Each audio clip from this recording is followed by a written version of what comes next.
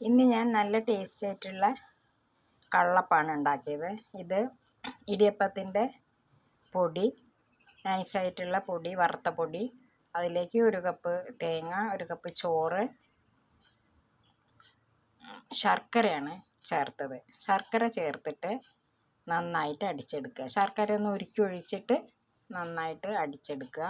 അതിലേക്ക് ഏലക്കായ, തേങ്ങാക്കൊത്ത് ചെറിയ നൈസ് കഷ്ണാക്കിയിട്ട് ചേർത്തിട്ട് മിക്സ് ചെയ്യുക. കുറച്ച് ബേക്കിംഗ് സോഡയും കൂടെ ചേർത്തിട്ട്, ഒരു നുള്ളു ബേക്കിംഗ് സോഡയും കൂടെ ചേർത്തിട്ട്, ഒരു നുള്ളു ഉപ്പും കൂടെ ചേർത്ത് നന്നായിട്ട് മിക്സ് ചെയ്ത് ഒരു 10 മിനിറ്റ് റെസ്റ്റ് ചെയ്യാൻ വെക്കുക. അപ്പോഴത്തേക്ക് ഇത് പൊങ്ങി വരും. എന്നിട്ട് ഒരു പാത്രം എടുത്തിട്ട്, ഒരു വട്ടപാത്രം എടുത്തിട്ട് അതിലേക്ക് ഒഴിച്ചിട്ട് ആവിയിൽ വേവിച്ചെടുക്കുക. ഇത് ഞാൻ അങ്ങനെ ചെയ്ത് ആവിയിലൊക്കെ വേവിച്ചെടുത്തതാണ്. ഇനി നമുക്കിത് മുറിച്ച് നോക്കാം. നല്ല സോഫ്റ്റായിട്ട് പൊങ്ങി വരും. പഞ്ചസാരയ്ക്ക് പകരം ശർക്കര ചേർത്ത് ഒരു വെറൈറ്റി ആയിട്ട് ഉണ്ടാക്കി നോക്കിയതാണ്. നോക്കാം.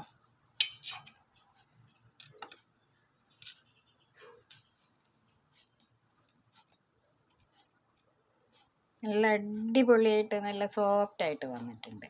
ഇതൊരു 4 മണി പലഹാരമായിട്ട് ചായക്ക് കൂട്ടി കഴിക്കാൻ നല്ലതാണ്. നല്ല സോഫ്റ്റായിട്ട് ഇതേപോലെ നിങ്ങളും ചെയ്ത് നോക്കുക,